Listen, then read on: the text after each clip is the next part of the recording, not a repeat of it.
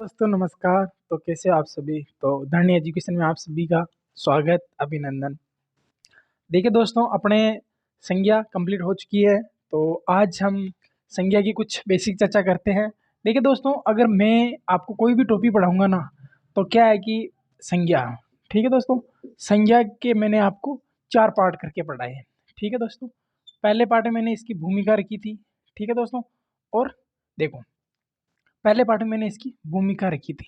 ठीक है दोस्तों, और मैं अब इसका रख रहा हूँ सारांश। क्या रख रहा हूँ दोस्तों?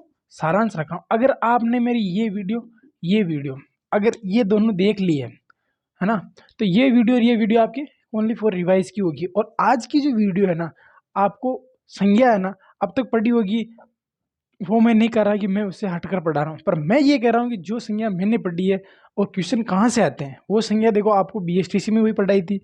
आप अगर किसी भी की तैयारी कर रहे हो ना, तो संज्ञा आपको वहाँ तक ही पढ़ाई जाती है। लेकिन संज्ञा के जो विशेष नियम होते हैं ना, जैसे आपको कहते हैं कि जैसे प्रभु देवा को भारत का माइकल जैक्सन कहा जाता है। अब माइकल जैक्सन के ऊपर आपको अंडरलाइन कर दे कि इस शब्द में संज्ञा है, जैसे वहाँ आपको अंडरलाइन करके दे दे कि इस शब्द में संज्ञा है। अब प्रभु देवा में कौन सी संज्ञा है, तो आप कौन सी करोगे, वहाँ व्यक्तिवाचक करोगे। ठीक है, तो व्यक्तिवाचक आपका बिल्कुल ही गलत हो जाएगा। ठीक है दोस्तों, क्यों गलत होगा, किस तरह गलत होगा? आप ये 3 नियम है, तीनों नियम आपको मैं 10 मिनट में आपकी अंगुली में करवाऊंगा। कैसे क्या होते हैं देखना ना भूले। तो अपन स्टार्ट करते हैं इसके तीनों नियम। अब 3 नियम कौन कौन से हैं बिल्कुल बेसिक चर्चा करूंगा मैं। ठीक है दोस्तों, तो पहला नियम देखो, मैं नियम बताऊंगा आपको 3 नियम। पहला नियम ये कहता है कि परिभाषा लिख रहा हूँ क्योंकि वीडियो भी छोटा हो जाएगा और अपने क्या है कि मैटर भी अच्छा आ जाएगा उसमें। क्योंकि अभी मैं अगर आपको समझाऊंगा कि व्यक्तिवाचक होगा फिर जातिवाचक होगा, तो उसके अंदर व्यक्तिवाचक संज्ञा होगी, जातिवाचक होगा व्यक्तिवाचक संज्ञा होगी, तो इसके बजाय तो मैं आपको सीधी परिभाषा लिखकर ही समझा दूँ, तो समय की भी बचत है और आपके कंटेंट भी बचत है। बाकी 30 मिनट में आपको 3 नियम पढ़ाऊंगा तो 1 नियम 10 का हो जाएगा। तो इसलिए मैं पहले आपके नियम लिख रहा हूँ। नियम ये कहता है कि व्यक्तिवाचक संज्ञा का कोई शब्द, क्या कहता है, व्यक्तिवाचक संज्ञा का कोई शब्द। देखो मैं परिभाषा थोड़ी ऊपर लिख रहा हूँ ताकि अपने आसानी हो जाएगी। क्या कहता है कि व्यक्ति, अब देखो आप कहते थे ना कि यार भैया तुम तो परिभाषा नहीं लिखा थे, अब देखो लिखने का काम बहुत है, तो आप भी साथ साथ लिखो। व्यक्तिवाचक संज्ञा, व्यक्तिवाचक संज्ञा का कोई शब्द जो किसी अन्य नाम का बोध करा देते हैं। देखिए दोस्तों, मैंने कुछ लिखा है व्यक्तिवाचक संज्ञा का कोई शब्द, ठीक है, या अन्य नाम का बोध करा दे, या ऐसे बोलते हैं इसको, व्यक्तिवाचक संज्ञा का कोई शब्द, ठीक है, अन्य नाम का बोध करवा दे, तो उस शब्द में, यानी कि उस शब्द में अन्य नाम का बोध करवा दे, तो उस शब्द में जातिवाचक संज्ञा होगी। कौन सी संज्ञा होगी भैया? जातिवाचक संज्ञा होगी, जातिवाचक संज्ञा होगी। अब देखिए दोस्तों, थोड़ा आपको अजीब सा लगा होगा कि ये कौन सी परिभाषा है। देखो, व्यक्तिवाचक संज्ञा के साथ जब अन्य नाम का कोई बोध करवा दे, परिभाषा तो इसकी बहुत लंबी है, लेकिन मैंने इसको छोटा किया कि व्यक्तिवाचक संज्ञा का कोई शब्द, व्यक्तिवाचक संज्ञा का कोई शब्द। ठीक है दोस्तों, यहाँ थोड़ी मिस्टेक हो गई है, यहाँ लिख देना व्यक्तिवाचक संज्ञा का कोई शब्द जो किसी अन्य नाम का बोध करवा दे। ठीक है दोस्तों, तो उस शब्द में जातिवाचक संज्ञा होगी। किस शब्द में होगी? ये जो शब्द लिखा ना, इसके अंदर जातिवाचक संज्ञा होगी। कैसे होगी, क्यों होगी, उदाहरण से आपके और समझ में आ जाएगा, क्योंकि आपने पहले अगर कहीं पढ़े नहीं होंगे तो आपको ये परिभाषा अलग लग रही होगी। हालांकि मैं इसकी जो मूल परिभाषा होती है वो ये होती है कि व्यक्तिवाचक संज्ञा का कोई शब्द जब अपने साथ अन्य नाम का बोध करवा दे, जो अन्य नाम का बोध करवाते हैं उसके अंदर जातिवाचक संज्ञा होती है। लेकिन मैंने इसका बिल्कुल शॉर्ट रूप लिखा है ताकि एक ही पंक्ति में काम हो जाएगा, वरना वो क्या है कि 3-4 लाइनों वाली होगी तो थोड़ी ज़्यादा हो जाएगी। लेकिन मैं आपको उदाहरणों से इसको मैं हल करवा दूंगा। ठीक है दोस्तों, तो देखिए दोस्तों, इसका प्रथम उदाहरण लेता हूँ मैं। प्रथम उदाहरण लेता हूँ, ठीक है।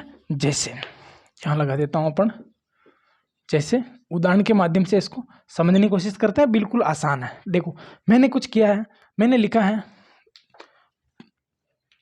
कालिदास को, मैंने एक उदाहरण लिखा, जैसे मैंने एक उदाहरण लिख दिया आपको, कालिदास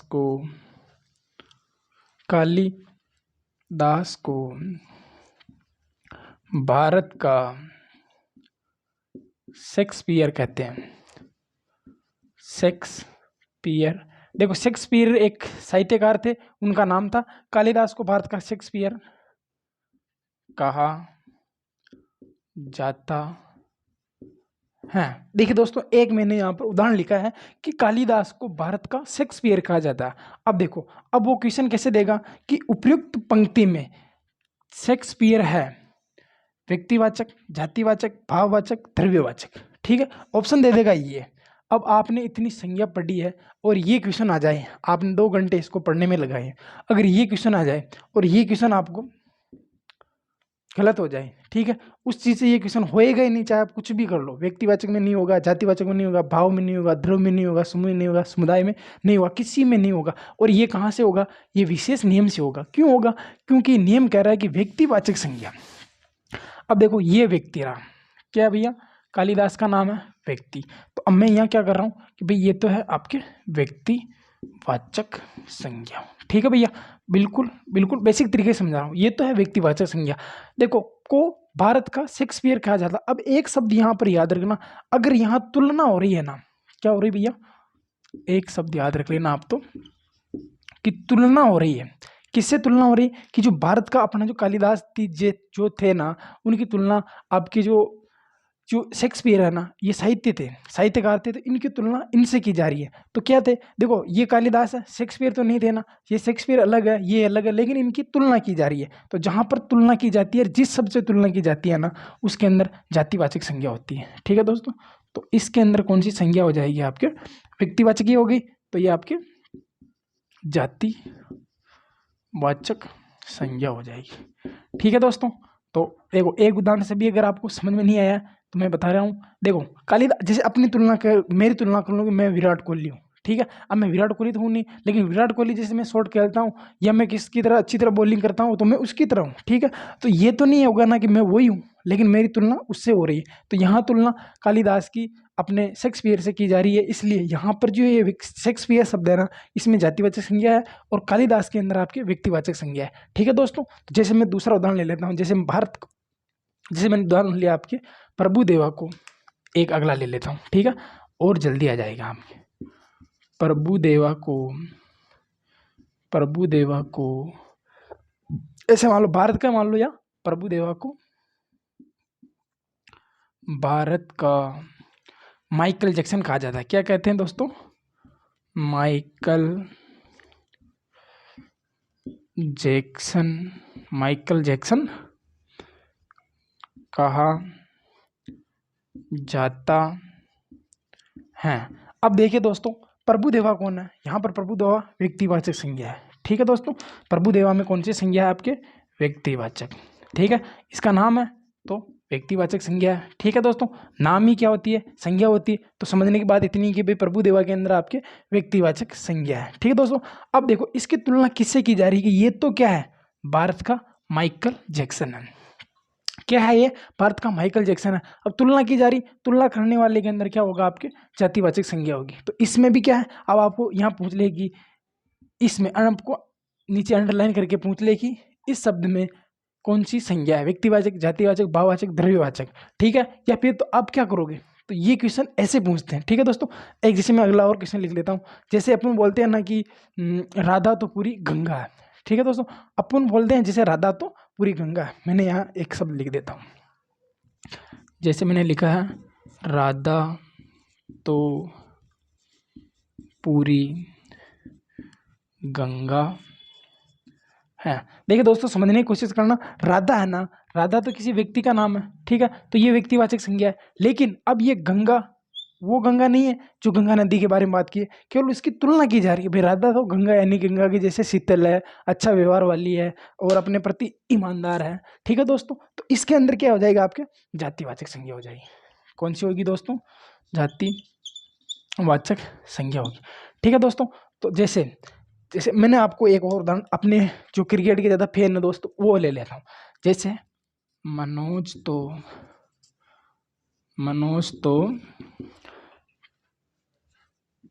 कोहली है, या ऐसे पूरा नाम ही लिख लो उसका, विराट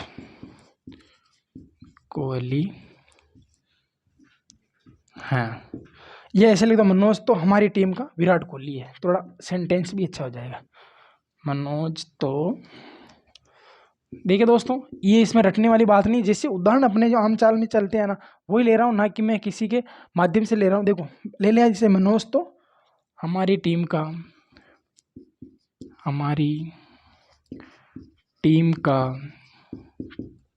क्या है, विराट कोहली है। देखिए दोस्तों, अब देखो मनोज की तुलना किससे की जा रही है, विराट कोहली से की जा रही है, तो मनोज में कौन सी संज्ञा हो जाएगी आपकी, व्यक्तिवाचक हो जाएगी। लेकिन जो विराट कोहली है ना इसके अंदर क्या हो जाएगी आपके, जातिवाचक हो जाएगी, क्योंकि जो विराट कोहली है ना इसकी तुलना, मनोज की तुलना विराट कोहली से की जा रही है, न कि विराट की तुलना मनोज से की जा रही है। ठीक है, तो यहाँ पर आपके जातिवाचक संज्ञा हो जाएगी। ठीक है दोस्तों, जातिवाचक संज्ञा हो जाएगी और यहाँ पर आपके व्यक्तिवाचक संज्ञा हो जाएगी। देखिए दोस्तों, मैं पूरा जो बिल्कुल बेसिक से बेसिक होता है ना वो उदाहरण मैं आपके सामने रखता हूँ। 1 2 3 और ये चार उदाहरण लिखे हैं। अगर उदाहरण तो मैं आपको बहुत सारे लिखा दूँ। ठीक है, जैसे अंजलि तो पूरी गंगा है, जैसे कुछ भी लिखा देता हूँ, ये ऐसे लिख दो। जैसे कि अपने किसी जैसे मैंने लिखा है अन्वी तो हमारे घर की क्या है, लक्ष्मी है। ठीक है दोस्तों, अब देखिए ये माता लक्ष्मी जो भगवान विष्णु जी की धर्मपत्नी थी, और ये जो अन्वी है, ठीक है दोस्तों, इसकी तुलना की जा रही है कि भाई इसके आने से हमारे घर में सुख संपदा जो है वो अच्छी किसी है और आमदनी भी अच्छी होती है, जो हम काम करते हैं वो सफलतापूर्वक हो जाता है, तो इसकी तुलना की जा रही। तो अन्वी, अब अन्वी में क्या है, अन्वी में तो मेरा आपकी व्यक्तिवाचक यानी किसी बालिका का नाम है। ठीक है दोस्तों, और ये लक्ष्मी जो भगवान विष्णु जी की धर्मपत्नी थी, तो ये तो क्या हो गया आपके जातिवाचक हो जाएगी। ठीक है दोस्तों, समझने की कोशिश करना कि व्यक्तिवाचक संज्ञा के साथ अन्य शब्दों का बोध करा देते हैं तो वो शब्द ही क्या कहलाता है, आपके जातिवाचक कहलाता है। ठीक है दोस्तों, तो जल्दी से इसका स्क्रीनशॉट ले लीजिए। मैंने आपको 6-7 नियम लिखाए हैं। अगर ये आपको ऐसी संज्ञा अगर यूट्यूब में आपको कहीं मिल जाए तो आप कमेंट बॉक्स में दिखा देना मेरे को, और इस तरह से समझाने की मिल जाए तो जल्दी से इसका स्क्रीनशॉट लो। फिर हम दूसरा नियम पढ़ते हैं कि जातिवाचक संज्ञा का कोई शब्द जब किसी व्यक्ति विशेष के अर्थ में रूढ़ हो जाए तो वहां पर व्यक्तिवाचक संज्ञा ही होगी। ठीक है दोस्तों, कैसे होगी, क्यों होगी, बिल्कुल बेसिक नियम है, वो भी मैं आपको 2 मिनट में समझा दूंगा। फिर तीसरा नियम पढ़ेंगे अपन कि विशेषण और भाववाचक संज्ञा का प्रयोग, कि विशेषण और भाववाचक संज्ञा का प्रयोग हमेशा एक वचन में किया जाता है, अर्थात ऐसे एक वचन में किया जाता है जिसका बहुवचन ना बनाया जा सके, और बहुवचन बनाते जातिवाचक संज्ञा हो जाती है। तो मैं आपको बताऊंगा कि भाववाचक से भी कैसे जातिवाचक संज्ञा बनाई जाती है। अपना बोर्ड हो गया साफ, और मैं अब आपको लिखा रहा हूँ दूसरा नियम, नियम नंबर 2, नियम नंबर 2। ठीक है दोस्तों, नियम नंबर 2 ये कहता है कि जातिवाचक संज्ञा का कोई शब्द, क्या कह रहा है दोस्तों, जातिवाचक संज्ञा का कोई शब्द जो किसी व्यक्ति विशेष में रूढ़ हो जाए, व्यक्ति विशेष के अर्थ में, देखिए दोस्तों रूढ़ किसे कहते हैं, देखो वे संज्ञा शब्द जिनका संधि विच्छेद नहीं किया जा सकता, अर्थात जो शब्द जैसे कहते हैं वैसे के वैसे रहेंगे, जैसे दिन रात, नदी, पहाड़, नाला, नाली, ये जो सारे शब्द हैं रूढ़ शब्द, मैं आपको रूढ़ शब्द पढ़ाऊंगा ना, कब पढ़ाऊंगा, जब आपकी रचना या प्रयोग के आधार पर मैं आपको पढ़ाऊंगा रूढ़ शब्द, यौगिक शब्द और योग रूढ़ शब्द। 20 मिनट का काम है, 2 नंबर उससे आते हैं, मैं आपको समझा दूंगा। तो अपन अभी चर्चा कर रहे थे इसकी, उसी पे चलते हैं। देखो, जातिवाचक संज्ञा का कोई शब्द जब किसी व्यक्ति देखो, जातिवाचक संज्ञा का कोई शब्द जो किसी व्यक्ति विशेष के अर्थ में रूढ़ हो जाता है, व्यक्ति विशेष के अर्थ में रूढ़ हो जाता है, तो उस शब्द में, तो ऐसे लिख लो, उस शब्द में व्यक्तिवाचक संज्ञा होगी। यानी कि वो नियम था ना, उसका थोड़ा उल्टा हो गया। यानी कि थोड़ा अच्छा लिख देता हूं मैं आपके,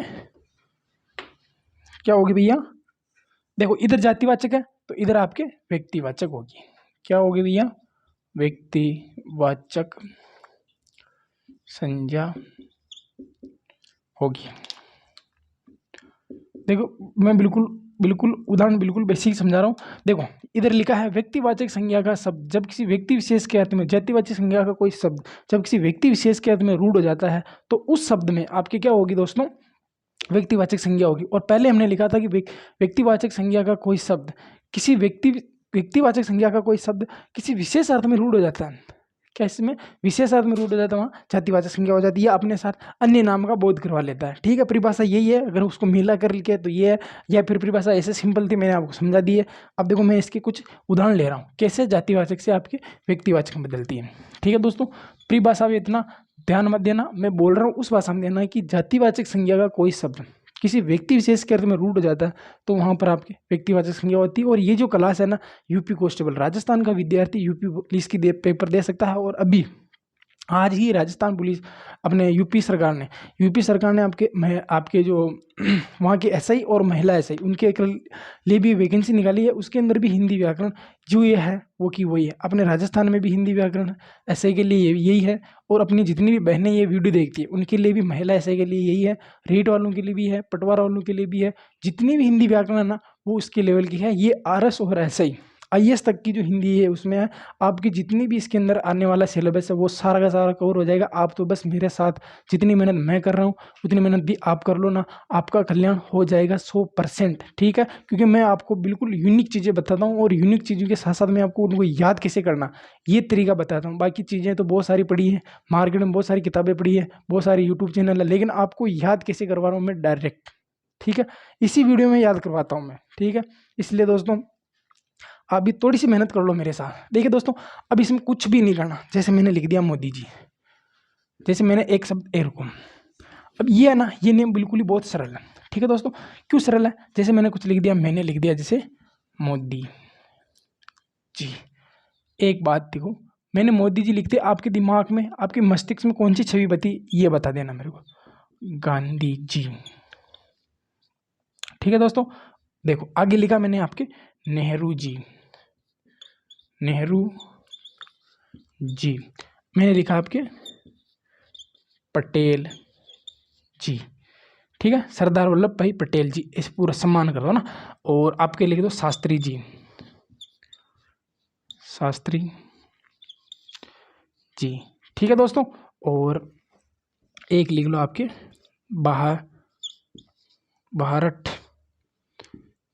ऐसे बाहर, इसका इनका रहने दो आप, इनसे 5 हैं, 5 लिखे, इनसे समझ लो। देखिए दोस्तों, जैसे मैंने आपके गांधी जी मोदी जी बोला है, मोदी जी का नाम लेते हैं, किसी अन्य मोदी का तो नाम आया नहीं होगा, आपके दिमाग में है होगा नरेंद्र मोदी। जैसे मैंने लिखा गांधी जी, तो अपने माननीय, हालांकि बनेंगे या ना बनेंगे लेकिन उनका नाम लेना बहुत जरूरी है। आपको मैंने गांधी जी लिखते हैं, आपको राहुल गांधी जी का नाम तो शायद आया ही होगा, लेकिन यहाँ सब लिखते हैं आपको गांधी जी, आप सीधा महात्मा गांधी पर गए होंगे, यानी करमचंद गांधी जी के ऊपर गए हो, नेहरू जी। अब देखो ये नेहरू जी है ना, नेहरू जी के समाज में भी देखो जातिवाचक सूचक है ना, जैसे मोदी, गांधी, नेहरू, पटेल, शास्त्री। जैसे मैं धाकड़ हूँ, कोई जाट है, कोई गुज्जर है, कोई माली है, कोई सेन है, तो ये उनकी जाति है। ठीक है दोस्तों, लेकिन इनके अंदर विशेष आदमी जैसे मोदी जी तो नरेंद्र दामोदर दास मोदी का नाम आएगा, गांधी तो करमचंद गांधी, नेहरू जी तो आपके जवाहरलाल नेहरू जी, और पटेल यानी सरदार वल्लभ भाई पटेल, और शास्त्री जी यानी हीरालाल शास्त्री जी। ये जो कुछ शब्द है ना, जो किसका बोध करा रहे हैं, जातिवाचक का, लेकिन ये किसी विशेष अर्थ में रूढ़ होकर, यानी व्यक्ति विशेष में रूढ़ होकर ये किस में चले जाते हैं, आपके व्यक्तिवाचक में चले जाते हैं। जैसे मैंने लिखा है आपके मोदी जी। तो मोदी जी क्या है? मोदी जी एक मितव्ययी प्रशासक है। ठीक है दोस्तों, प्रशासक है। क्या है दोस्तों? मोदी जी एक क्या है आपके? मितव्ययी प्रशासक है। ठीक है दोस्तों, अब देखो मोदी जी का नाम लेते हैं आपके एक मितव्ययी प्रशासक है, तो अर्थात आपके दिमाग में यही छवि आई हुई है ना, यानी कि आपके मतलब नरेंद्र, पूरा नाम लिख देता हूँ मैं इनका, नरेंद्र सिंह दामोदर। ये गुजरात वाले हैं, जितने भी है महापुरुष है, नेता है, इनके नाम बहुत बड़े हैं। नरेंद्र सिंह दामोदर, फिर दास रह गया, दास मोदी। देखो नाम बहुत बड़ा है इनका, अर्थात यानी कि आपको याद रखना इनकी जाति से इनका नाम आता है, ना कि इनकी जाति में और भी जो लोग हैं ना उनका नाम नहीं आता, लेकिन इन्हीं का जो नाम आता है ना, इसलिए व्यक्ति विशेष में रूढ़ हो रहे हैं। ठीक है दोस्तों, जैसे मैंने लिखा गांधी जी, तो अब क्या लिखो? अब आपके दिमाग में आया होगा, मैंने बता दिया आपके राहुल गांधी का तो आया नहीं होगा, आया होगा तो महात्मा गांधी का आएगा, यानी कि क्या है? महात्मा गांधी जी। ऐसे लिख दो, गांधी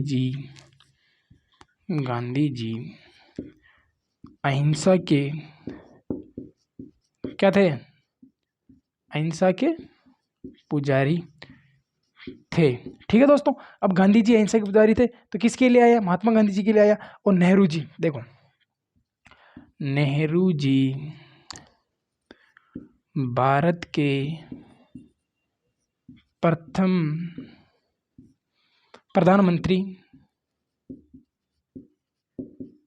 बने, इतना आगे लिख दो। ठीक है, तो अब देखो नेहरू जी भारत के प्रथम प्रधानमंत्री बने, तो नेहरू जी की समाज का तो नाम आया है, लेकिन उनके भाई बंधु का नाम नहीं आया, केवल ये आपके जवाहरलाल नेहरू जी उनके बारे में आया। जैसे पटेल जी, अब पटेल जी के परिवार वालों का नाम नहीं आएगा यहाँ पर, सरदार वल्लभ भाई पटेल जो व्यक्ति विशेष है उनका नाम ही आएगा। यानी कि कैसे करेंगे यहाँ पर?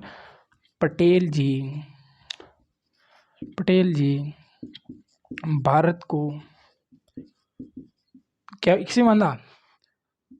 एक सूत्र में बांधा, तभी तो अपन एक है, एक सूत्र में बांधा। ठीक है, शास्त्री जी यानी कि जयपुर प्रजामंडल में इनका विशेष भूमिका रही, तो अगर अपन शास्त्री जी नाम लेते प्रजामंडल में, इनका ही नाम आएगा, हीरालाल जी शास्त्री या इनकी पत्नी अंजना देवी। ठीक है दोस्तों, जैसे यानी कि मैं यहाँ एक शब्द ही लिख रहा हूँ सीधे, इनका पहले जातिवाचक सूचक लिख देता हूँ मैं आपके, शास्त्री जी जयपुर प्रजामंडल में क्या थे? सक्रिय भाग रहा। ठीक है दोस्तों, समझने की कोशिश करना। और ये आपका दूसरा नियम है कि यानी कि जाति से किसका? व्यक्ति में चले जाना, यानी सीधा जाति से व्यक्ति में चले जाना। अब मैं आपको बता रहा हूं कि भाववाचक से सीधा अपन जाति में कैसे जाते हैं, तो जल्दी से दोस्तों स्क्रीनशॉट ले लीजिए। अपन पढ़ रहे हैं नियम नंबर 3, और नियम नंबर 3 भी बिल्कुल छोटा सा है, और इसमें मैं आपको ज़्यादा टाइम नहीं लूँगा, 1 मिनट में मैं इनको मिटा देता हूँ। ठीक है दोस्तों, और उसमें लिखाऊंगा मैं आपको कि विशेषण और भाववाचक संज्ञा का प्रयोग हमेशा एक वचन में किया जाता है। ठीक है दोस्तों, और आप परिभाषा भी ना लिखूँ ना तो भी मैं आपको शॉर्ट लिख रहा हूँ। देखो कैसे लिख रहा हूँ, नियम नंबर 3, नियम नंबर 3 क्या कहता है कि भाववाचक संज्ञा,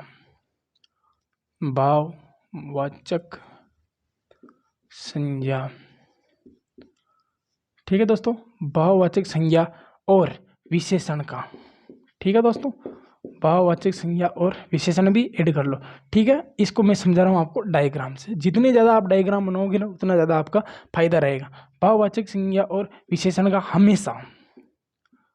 हमेशा फिर वापस मैंने यहाँ डायग्राम बना दिया। भाववाचक संज्ञा और विशेषण का प्रयोग हमेशा एक वचन में किया जाता है। किस में किया जाता है दोस्तों? एक वचन में किया जाता है। जैसे ही देखो दोस्तों, बिल्कुल आपको आपकी भाषा में समझा रहा हूँ। देखो भाववाचक संज्ञा और विशेषण का प्रयोग हमेशा ही एक वचन में किया जाता है, जैसे इनका बहुवचन बनाते हैं। क्या बनाते हैं भैया?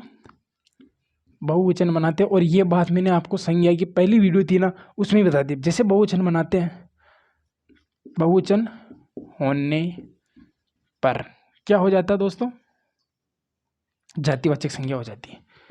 अब देखो जातिवाचक संज्ञा, ठीक है दोस्तों।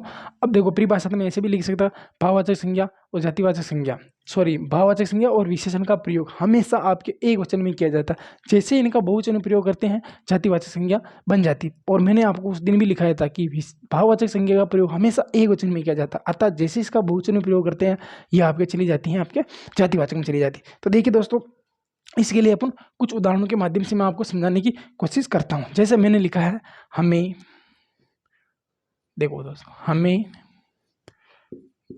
गरीबों की, एक मिनट, मेरा बोलते बोलते मात्रा गलत हो जाती कभी कभी, तो ऐसा मत सोचा करो। हमें गरीबों की आर्थिक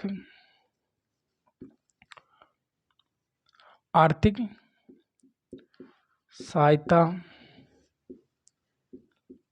करनी चाहिए। देखिए दोस्तों, मैंने एक शब्द लिखा है कि हमें गरीबों की आर्थिक सहायता करनी चाहिए, हमें गरीब की सहायता करनी चाहिए, हमें गरीबों की सहायता करनी चाहिए। कुछ समझ में आ रहा है? देखो समझ में तो आपके आ ही रहा होगा, क्योंकि मैंने अभी शब्द बोला कि हमें गरीब लोगों की सहायता करनी चाहिए, हमें गरीब लोगों की सहायता करनी चाहिए, यानी कि ये भाव का बोध करवा रहा है। लेकिन जैसे बहुवचन हुआ जाति में चला गया, यानी कि हमें गरीबों की क्या करनी चाहिए, आर्थिक सहायता करनी चाहिए। तो यहाँ पर ये जो शब्द है इसके अंदर दोस्तों आपके जातिवाचक संज्ञा हो जाएगी। ठीक है दोस्तों, इतना सा शब्द लिख दे रहा हूँ, आप समझ जाना। ठीक है दोस्तों, इसके बाद जैसे मैं अगला लेकर हूँ कि उस पर तो किसका बौछार होगी दोस्तों, उस पर तो खुशियों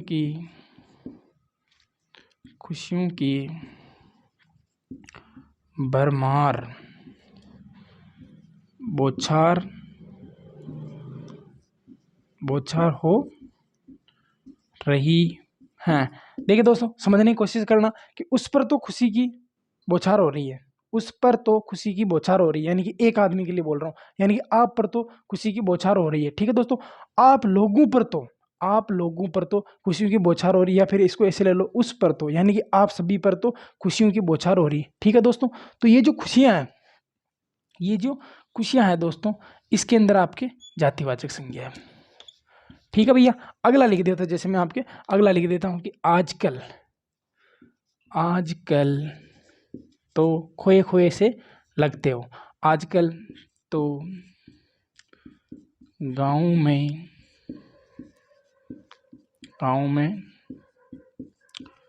बेरोजगारी ज़्यादा है, या बेरोजगारी ज़्यादा है। ठीक है दोस्तों, ऐसा शब्द लिखा मैंने, आजकल तो गांव में बेरोजगारी बहुत है, आजकल तो गांव में बेरोजगार बहुत है। ठीक है, तो वो जो बेरोजगार बैठे हैं उनके लिए मैंने शब्द किया है कि आजकल तो गांव में बेरोजगारी बहुत है, इसको अन्यथा नहीं लेना, ये अपना उदाहरण है। ठीक है, इसके माध्यम से समझने की कोशिश कर रहा हूँ। कोई भाई बंदा अगर घर से होगा तो वो करेगा कि भैया आप गाँव वालों को बेरोजगार बता रहे हो, ठीक है, लेकिन गाँव में बहुत सारा काम होता है, लेकिन ये अपना उदाहरण है। ठीक है दोस्तों, तो इसके लिए मैं माफी चाहूँगा, लेकिन ये जो गाँव है इसके अंदर आपके जातिवाचक संज्ञा है। ठीक है भैया, जैसे मैंने आपके और उदाहरण ले लिया। ठीक है, हमें अपने से, देखो हमें अपनों से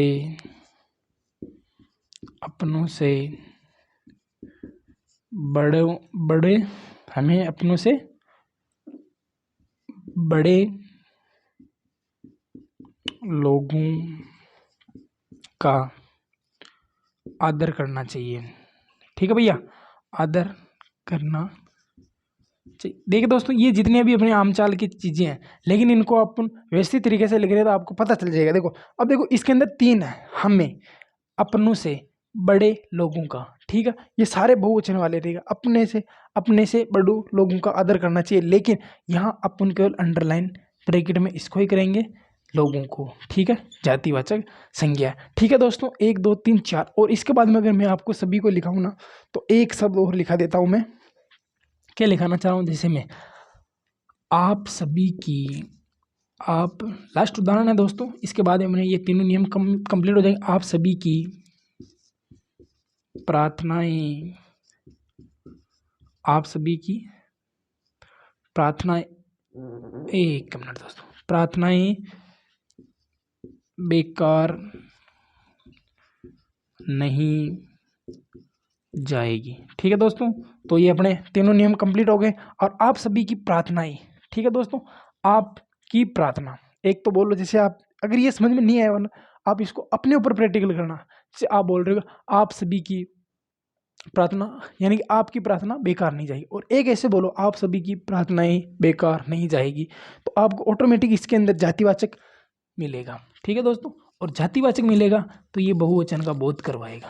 ठीक है भैया, देखो जितना मेरे से हुआ ना उतना तो मैंने किया, और थोड़ा सा कोऑपरेट आप भी करना कि वीडियो को पूरा देखना, और देखने के साथ साथ इसको लाइक भी करना और इसको शेयर भी करना, और साथ साथ लिखते भी जाना है, क्योंकि यूपी के अंदर भर्तियां स्टार्ट हो चुकी है, तो राजस्थान में भी आएगी। और ये यूपी वालों का थंबनेल मैं इसलिए लगा रहा हूँ क्योंकि वहाँ भर्ती है, तो वो भाई भी पढ़ लें और अपने वाले भाई भी यूपी का पेपर दे सकते हैं। ठीक है दोस्तों, तो ज़्यादा से ज़्यादा इसको पढ़ने की कोशिश कीजिए, बिल्कुल आसान तरीका है, ज़्यादा वीडियो भी लंबा नहीं करता हूँ मैं, इसलिए आपकी आसानी से समझ में आ जाएगा। तब तक के लिए जय हिंद, जय भारत। और रुको, अभी तो अपने संज्ञा कंप्लीट हुई, कल मिलते हैं अपन सर्वनाम के साथ। ठीक है, सर्वनाम की मैं आपको बेसिक भूमिका उपलब्ध करवाऊंगा कल। तब तक के लिए सभी भाई बहनों को जय हिंद, जय राम जी की, राधे राधे।